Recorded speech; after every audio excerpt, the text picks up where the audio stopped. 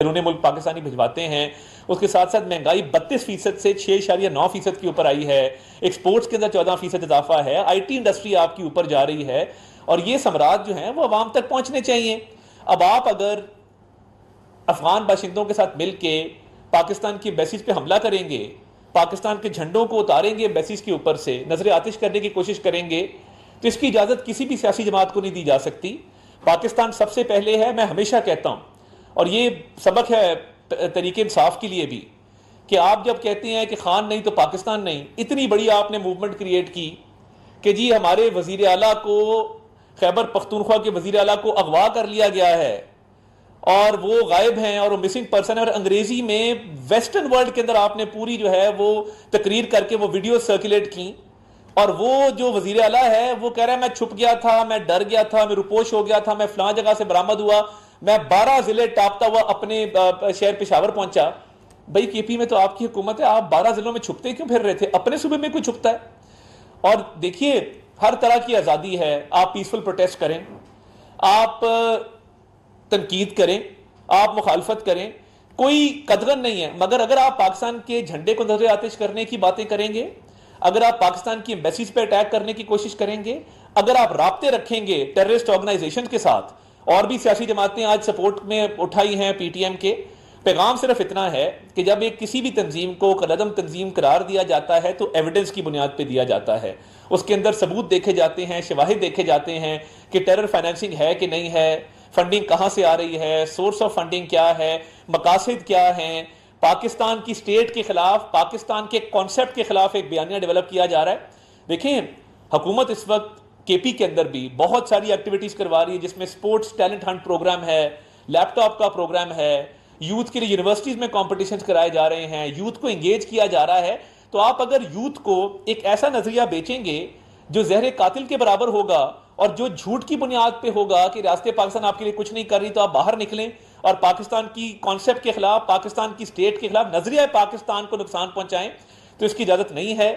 जो तंजीम या जो सियासी पार्टी पीटीएम के साथ किसी एक्टिविटी में शरीक होगी, उनकी फंडिंग में शरीक होगी, उनके साथ कोई ना कोई कोऑर्डिनेशन इस हवाले से रखेगी, जॉइंट अकाउंट्स खोलेगी, पैसे ट्रांसफर करेगी या सियासी सरगर्मियों में हिस्सा लेगी, तो ये उनके लिए भी एक वार्निंग है कि ये एक प्रोस्क्राइब्ड ऑर्गेनाइजेशन है, ये कुलअदम तंजीम है, इनके साथ राब्ते रखना, इनकी फंडिंग करना, इनको किसी भी तरीके से प्रमोट या सपोर्ट करना वो अलाउड नहीं है। और ये जो पाकिस्तान के खिलाफ एक बयानिया बनाया गया था झूठ की बुनियाद पे, इल्जामात की बुनियाद पे, और ये जो पाक चीन दोस्ती भी लोगों को हजम नहीं हो रही, इसका क्या मकसद है?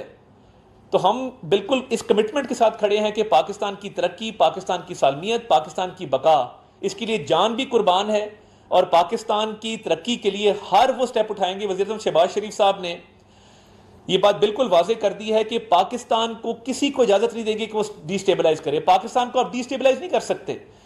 पूरी दुनिया आपकी इकोनॉमिक पॉलिसी की मुतरिफ है, आपके माशी इशारिये बेहतर हो रहे हैं, ब्लूमबर्ग तारीफ कर रहा है, फिच की रेटिंग बेहतर हो रही हैं, मूडीज की रेटिंग्स बेहतर हो रही हैं। महंगाई में जो कमी है, किसने मना किया है कि अली अमीन गंडापुर उसमें कमी वाक़ ना करे? अगर वज़ीर आला पंजाब इसमें कमी वाक़ कर रही हैं, वज़ीर आज़म ने तमाम सूबों के वज़रा आला को भी खत लिखा है कि महंगाई में कमी हुई है, आप ट्रांसपोर्ट के किरायों में कमी करें, अशियाए खुर्द-ओ-नोश में कमी करें, सूबाई हुकूमतों की जिम्मेदारी है। तो देखिए जब कोई बैन लगाया जाता है वो ठोस शवाहिद और सबूतों की बुनियाद पर लगाया जाता है। अभी भी वक्त है कौमी धारे में वापस आएँ, इस पाकिस्तान की सालमियत के लिए काम करें।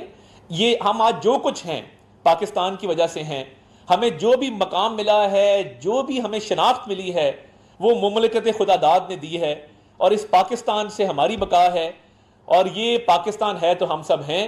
पाकिस्तान के खिलाफ, पाकिस्तान के परचम के खिलाफ, पाकिस्तान के नजरिए के खिलाफ अगर आप चलेंगे तो फिर ये बाकी भी सियासी जमातों को चाहिए कि वो इस एक नुक्ते के ऊपर इकट्ठे हो जाएं। कल एपीसी हुई फलस्तीन के इशू पे, अफसोस के साथ कहना पड़ता है तमाम सियासी जमातें शरीक हुई, उन्होंने कहा कि हम निहत्ते और मजलूम फलस्तीनियों की आवाज भरपूर तरीके से उठाएंगे और हर जगह पे उठाएंगे, हम आपके साथ हैं इस कॉज के ऊपर। एक सियासी जमात तहरीक इंतशार ने उसमें हिस्सा नहीं लिया। अमेरिका से बैठे उनके एक लीडर ने कहा कि हमने हिस्सा नहीं लेना इसके अंदर। क्यों नहीं हिस्सा लेना? आप जैक गोल्डस्मिथ की कैंपेन चला सकते हैं लंदन जाकर और कह सकते हैं कि जैक गोल्डस्मिथ जो इसराइल की फंडिंग करता है वो तो बड़ा अच्छा आदमी है, मैं 20 साल से जानता हूं। उसकी कैंपेन सादिक खान के खिलाफ आपने चलाई, उसके हक में ट्वीट्स किए आपने, फॉरेन फंडिंग ली उन लोगों से, मगर इसराइल के खिलाफ जो एपीसी पाकिस्तान की गवर्नमेंट ने की, सदर और वजीर आजम ने, उसमें आप शरीक नहीं हुए, उसमें आपका कोई नुमाइंदा आने को तैयार नहीं था। यानी आपका अपना कॉज, आपका अपना एनआरओ, आपका अपना सियासी लीडर इतना बड़ा है और उसके करप्शन के केसेस इतने बड़े हैं आपके लिए कि आप फलस्तीन की एपीसी में शरीक नहीं हो सकते। आप सब कुछ पीछे छोड़ते और आके बैठते और कहते कि फलस्तीन के कॉज पे हम बैठ के बात करेंगे, अपना मौकफ रखेंगे और इस एलामिये का हिस्सा बनेंगे।